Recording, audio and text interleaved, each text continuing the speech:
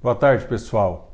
Mais uma vez iniciamos uma live que nós fazemos toda semana para discutir assuntos importantes, relevantes da nossa cidade, do nosso estado. Se você quer participar, quer apresentar sugestões, críticas, envie o seu comentário.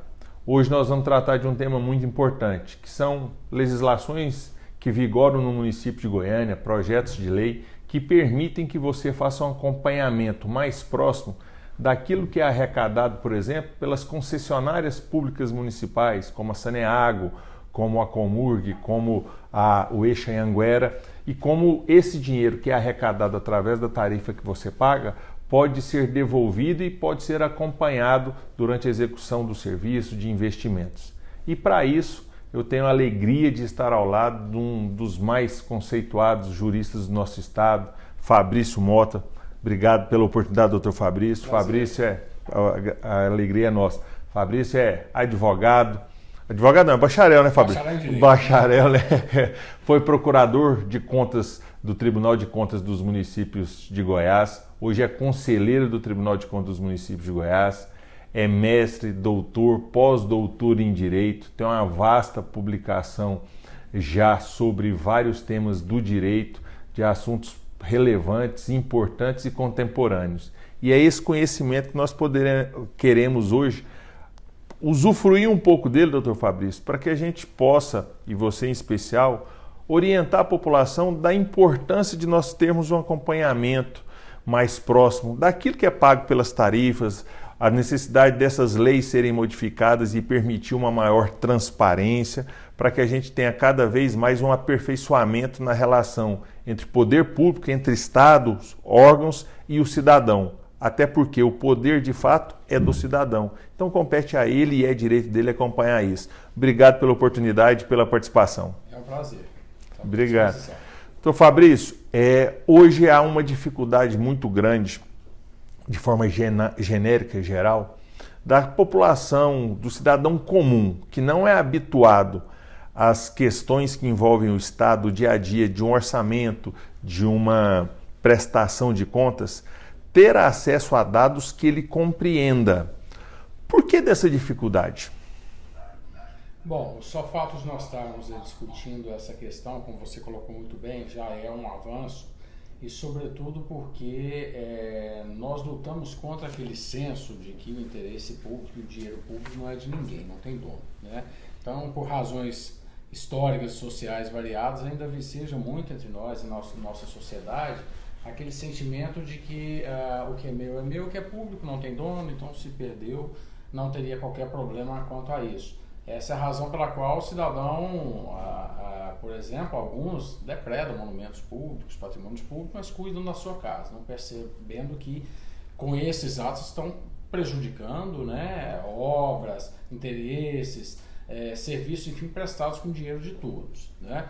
E a informação pública, ela entra nesse mesmo sentido, ela é essencial justamente para materializar o que você falou muito bem. O cidadão entenda que ele é o verdadeiro titular e destinatário de todo e qualquer tipo de poder. E que o poder legislativo, o poder executivo e mesmo o poder judiciário, na verdade, são instrumentos para cumprir os objetivos que estão na Constituição. Nos dias de hoje, a gente sabe, informação é poder, né? Sem então, dúvida. Hoje as empresas, inclusive, hoje é um ativo muito grande, vendem informação. É o novo petróleo. Exatamente, né? Então, mesmo esses aplicativos aí que nós usamos de forma aparentemente gratuita, eles querem nossos dados, né? Como WhatsApp, Waze, esses navegadores. Facebook, onde você faz check-in, cheguei em determinado local. Exato. Então, na verdade, é um ativo, e a informação pública, os dados públicos, constituem um ativo para o cidadão, para que ele possa justamente fazer valer esse seu poder, de que ele é o dono, ele pode controlar, ou possa controlar. E apesar da lei de acesso à informação, já de 2013, se não me engano, né, que foi um grande avanço, realmente é uma dificuldade maior, que uma coisa é uma situação é ter uma informação pública, tornada conhecida, né? A outra é ter informação, como você bem disse, compreensível, apreensível, que o cidadão entenda o que está ali traduzido. E justamente de nada adianta uma informação pública se ela não for transparente, né? Quer dizer, permitir ao cidadão entender. Ele quer saber, num relatório resumido de execução orçamentária, um balanço, ele não quer saber muitas vezes quanto o Estado arrecadou, quanto tem resto a pagar, ele quer saber se o dinheiro chegou na escola, quem foi contratado para a merenda, enfim, essas questões cotidianas aí que afetam todos nós. Então essa é uma luta que não só o controle, né, os tribunais de contas têm que cobrar, mas sobretudo a sociedade e acho que o Poder Legislativo. E hoje nós já temos instrumentos para isso, né? Sem dúvida. Dizer, a informação deve ser facilitada, não só o acesso, eu entrar no site, contas públicas, aqui no TCM, por exemplo, o portal do cidadão, mas eu poder usar esses dados. Por exemplo, se eu tenho um dado lá que eu posso, hoje é obrigatório, eu tenho que pegar esses dados em um formato de Excel, para que eu possa usar esses dados e fazer minhas pesquisas, né? Se eu tenho lá só um PDF, uma foto, algo, eu não posso Você utilizar. pode tabular eles e fazer a análise que bem entenda. A análise que você entenda, simulações que você entenda. Então, nós temos que entender essa, vamos dizer, essa publicidade ativa, esse dever de informar, das pessoas olharem os relatórios, conexo com o direito à informação. Olhei lá um tipo de relatório de gasto do município de Goiânia, de qualquer outro, não entendeu algo, sentiu que está faltando, o cidadão tem os outros canais, né? Denúncia, acesso à informação. Então, realmente é uma mudança de perfil, de consciência do cidadão e positiva, porque o verdadeiro controle é esse, né? Sem dúvida. O verdadeiro é o social. O nosso, muitas vezes, é um controle de papel. É um controle social. Todos os outros controles dependem do controle social. Até porque ele é feito dia a dia, minuto a minuto. É o cidadão, nas suas atividades, nas suas obrigações diárias, é que acompanha, percebe, nota aquilo que está correto, aquilo que precisa ser aperfeiçoado. Sobretudo em municípios, né? Sim. O cidadão lida com as questões cotidianas lá, ele sabe a coleta de lixo, ele sabe o ônibus, O buraco, a luz. na rua, exatamente. Ótimo. É tudo competência do município. Doutor Fabrício, ao assumir o mandato em 2017, vivenciando ainda mais próximas questões da cidade de Goiânia, sempre surgem dois momentos que para mim são momentos de extremo estresse e que eu não via resultado prático. Por exemplo, início de ano, nós temos a discussão da renovação ou do reajuste da tarifa do ônibus. E também, no meio do ano, a questão da tarifa da água. E saber da planilha de custo das empresas ou do sistema de transporte coletivo, bem como a tarifa da água, não é coisa simples. Nós temos no município de Goiânia a agência de regulação. Diante disso, eu apresentei um projeto, se tornou lei, foi sancionado pelo prefeito Íris. Inclusive, na próxima semana, dia 4 de dezembro, será a primeira vez que a ARG irá à Câmara Municipal de Goiânia prestar contas, não das atividades dela, como ela gastou a dotação para custear a sua folha de pagamento, não. Como que ela está acompanhando cada uma dessas concessões municipais, em especial o Eixo Anhanguera, a concessão da água para Saneago, a concessão do lixo para Comurg, dizendo da qualidade do serviço que é feito, do preço da tarifa, o porquê desse preço, a planilha de custo, metas de investimento, correções de metas, se assim tiverem ocorridas, grau de satisfação. Tudo isso para que nós possamos ter um raio-x correto e conhecer mais desses contratos que estão em execução, que são importantíssimos para o cidadão. E a partir daí apresentar sugestões, cobrar mais. Por que que esse tipo de atividade, de acompanhamento, em especial dessas concessões, ou mesmo de alguns projetos, e aí eu falo não necessariamente da cidade de Goiânia, em todos os níveis, em todos os entes federados, isso é tão difícil? Por que que ainda muitas pessoas têm tanta dificuldade em fiscalizar? Veja, até o tribunal em determinados momentos ele tem dificuldade em ter acesso, a não ser quando ele vai lá, uma tomada de conta especial, ele não conhece. O que que a gente precisa fazer para mudar essa realidade? Uma questão inicial importante. Eu acho que esse projeto bem demonstra também a importância de que o Legislativo assuma o seu papel fiscalizador.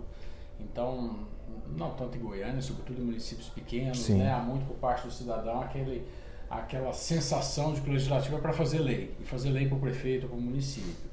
Então, nós sabemos que o papel fiscalizador é dos mais essenciais do Legislativo, da Câmara, com relação ao Executivo. Quem tem que fiscalizar em primeiro lugar é a Câmara, né? Independente de situação ou posição, tem que fiscalizar. E fiscalizar tudo que o Executivo faz, inclusive a prestação de serviços públicos, né?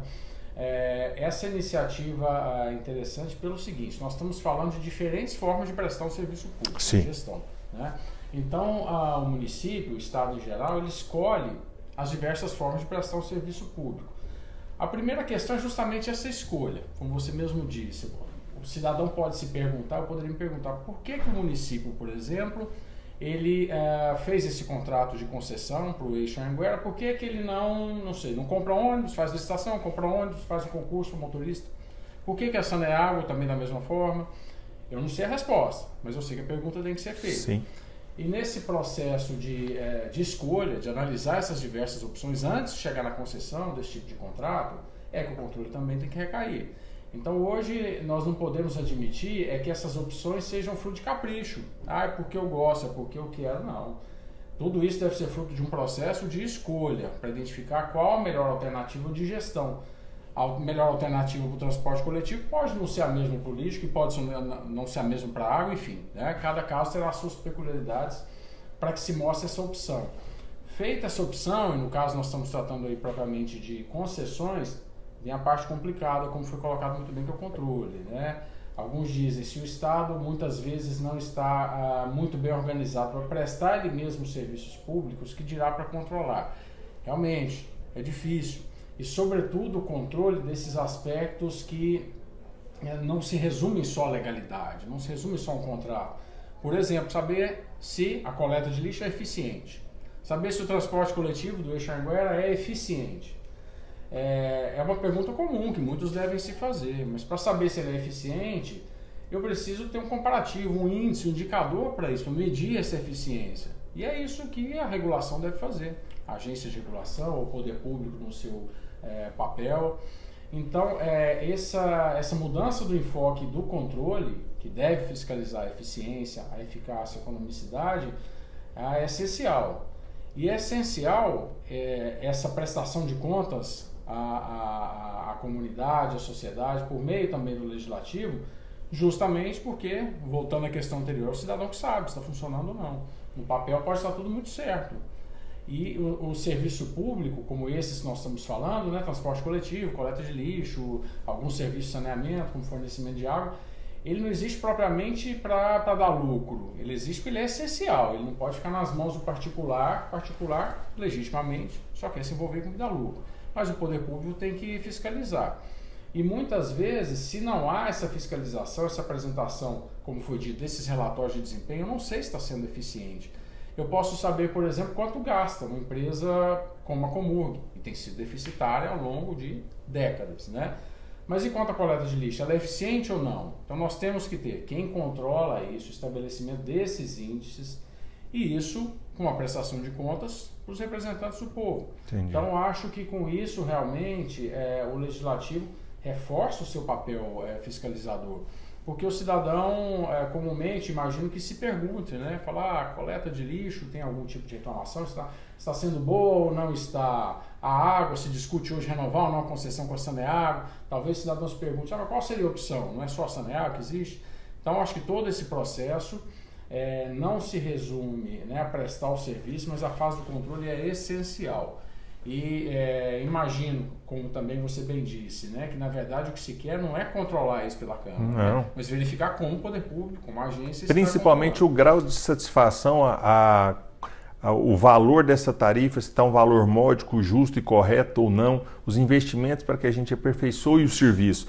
Vejo que esses são os papéis principais de atuação na fiscalização dessas concessões por parte de nós, Poder Legislativo. Não é ingerir no dia a dia da empresa concessionária ou exigir do governo, faça assim ou faça assado por um capricho. Não, é acompanhar a execução desses contratos, já porque essas empresas, na verdade, são uma extensão da atividade do Estado, uma vez que são concessionárias, seria como se fosse o próprio Estado prestando o serviço. E isso vai ser importante justamente naquele momento de renovação, de fazer a opção de novo. Que estamos próximos agora. Então, com relação à Comurg, por exemplo, salvo engano, já foi feita a opção direta coleta, né? De certa vez, o Estado, de outra feita, fez a concessão, uma empresa em outro lugar, voltou a fazer pela própria Comurg, quer dizer... comprando os caminhões, né, e contratando os servidores, enfim. Então são modelos diferentes, não estou nem fazendo juízo. Mas quanto a esses diferentes modelos, como comparar? Qual é melhor, qual não? É justamente isso. Quer dizer, a agência tem que dar esses dados para que o gestor público, prefeito e seus auxiliares, se oriente melhor. Legislativo controle, exato, veja se essa opção foi bem feita. Sem dúvida. Doutor Fabrício, uma outra questão que nós estamos apresentando na Câmara, e é fruto até de sugestões da academia que o senhor faz parte, é com relação à necessidade de nós avaliarmos melhor as políticas públicas implantadas. Apresentamos um projeto de lei com a colaboração da Faculdade de Direito da Universidade Federal, Núcleo de Pesquisa, de Mestrado, Pós-Graduação, onde nós estamos buscando estabelecer critérios de mensuração do atendimento do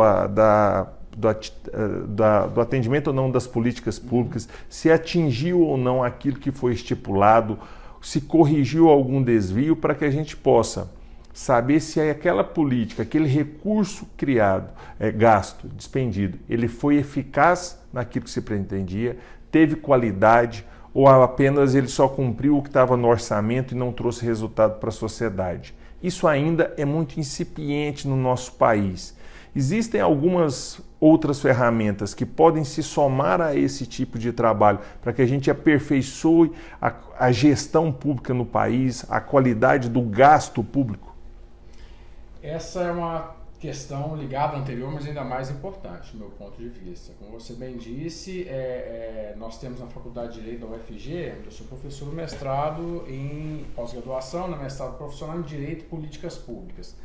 Essa figura políticas públicas, né, vamos dizer, isso não é nem da nossa época, né, fomos contemporâneos de faculdade, muito tempo atrás, muito embora a Constituição já traga essa previsão. Isso envolve exatamente enxergar o Estado em movimento, o Estado em atuação, como que ele age para cumprir os seus objetivos, para atender aquilo que a Constituição determina. Claro, quando eu falo Estado, eu estou falando União, Estado de Goiás, todos os municípios. Então, como que ele se movimenta? Como que o Estado cuida da saúde, da educação, da coleta de lixo e de outras questões. Então, falar em políticas públicas implica tirar o foco, a nossa atenção do contrato especial, de uma questão de gestão específica, de um concurso e olhar o todo. O primeiro desafio é exatamente esse, é saber se o município tem política pública. Construir uma escola não é política pública de educação, ela pode fazer parte de uma política pública de educação. No máximo é uma ação, né? Exato, né? Por quê? Porque a política pública implica primeiro identificar um problema, colocar ele na agenda legislativa, na agenda de discussão, dentro das prioridades, depois escolher os meios de atender. Imagina que nós pudéssemos lidar com um problema relativo à educação, à saúde, ao trânsito de Goiânia. Então, por exemplo, o problema hoje, nós temos um problema quanto ao acesso das crianças à escola, é só um exemplo, e vamos colocar isso no debate, vamos levar na Câmara Municipal, isso é executivo, né? Pedir créditos para isso, abrir créditos no orçamento, vamos ter uma política pública para tanto, quer dizer, então, planejamento, depois a estratégia, né? Quais métodos, de que forma eu vou estabelecer uma estratégia, falando de estratégia no sentido bem amplo mesmo, para chegar nesse objetivo, que é ter mais crianças na escola. Construir a escola pode ser uma delas, mas eu posso ter muitas outras causas, né? Posso ter a criança que não vai na escola, por exemplo, porque ela não chega à rede de ônibus, porque ela tem problemas em casa, na família, ou porque não tem merenda, ele precisa de merenda, enfim. Na verdade, então, é olhar para o todo, né? Ter um planejamento voltando a atingir um objetivo que não se confunde com as ações, como você disse. Então, construir uma escola não é política pública municipal. A gente brinca muito, fala que no interior a política pública de saúde é comprar ambulância, né? E mandar para Goiânia os doentes. E muitas vezes realmente é assim. Isso não é política pública de saúde. Então é preciso primeiro se dar conta dessa realidade, que é preciso para cada uma das áreas de atuação que exista um planejamento, estratégia, as metas e o controle.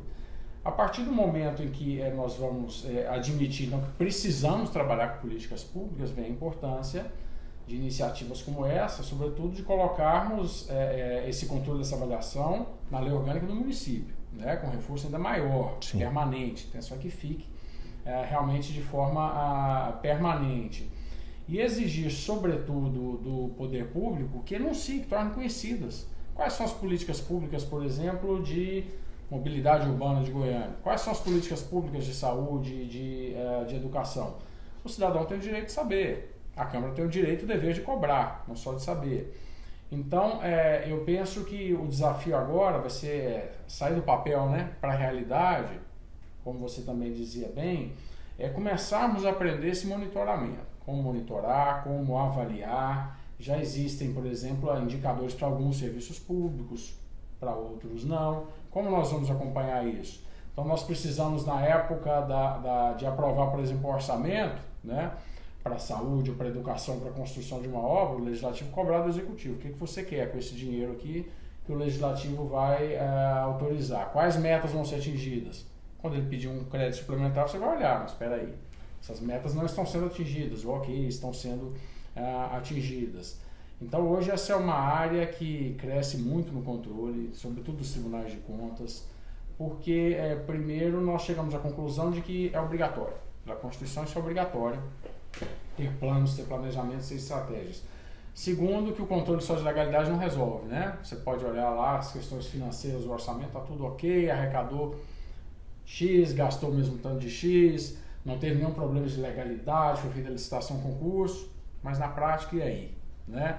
E o que isso resultou para a sociedade em termos de educação, por exemplo, a nota do IDEB? Melhorou, piorou, tem mais criança na escola, tem menos, o trânsito andando, mudar o lixo está melhor, enfim. Todas essas questões se ligam ao controle. Eu dizia que é mais importante porque na pergunta anterior, relativa à outra lei, nós falávamos do controle da regulação, né, de um contrato de concessão. Aqui abrange não só isso, mas a atividade do próprio poder público. Sem dúvida. Né? E lembrando, política pública pode e deve envolver até mesmo particulares, quer dizer, imagine que uma política pública de saúde, o que a gente vê da dengue, né? A política pública de saúde, combate à dengue, envolve conscientizar o cidadão que não pode deixar água parada, etc. Aí vem o dinheiro para propaganda, para conscientizar o cidadão, isso está dentro da política pública do acesso à dengue. Então acho que um grande mérito é primeiro colocar isso em foco, na realidade, trabalhar com política pública.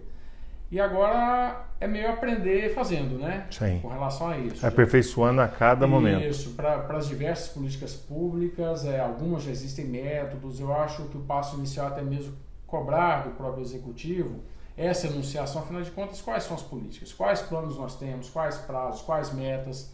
Critérios que ele utiliza de avaliação, critérios próprios. Exato, né? Quer dizer, por que essa opção dentro da política pública foi a escolhida, né? Por qual razão na política de mobilidade urbana, por exemplo, se optou por construírem viadutos, corredor de ônibus? Tudo bem, então o responsável pela área dizer, no planejamento da mobilidade urbana, esse modal se integra, enfim. Na saúde pública, por exemplo, o que se espera com esse investimento nesse hospital, na compra de medicamentos? Então, é não admitir o improviso, porque muitas vezes existe improviso, existem ações muito isoladas, né? E a política pública implica enxergar o todo, porque, mais uma vez, quem está na ponta, que é o cidadão, ele não sabe dizer o que está dando errado, ele sabe que alguma coisa não está dando certo. Sim.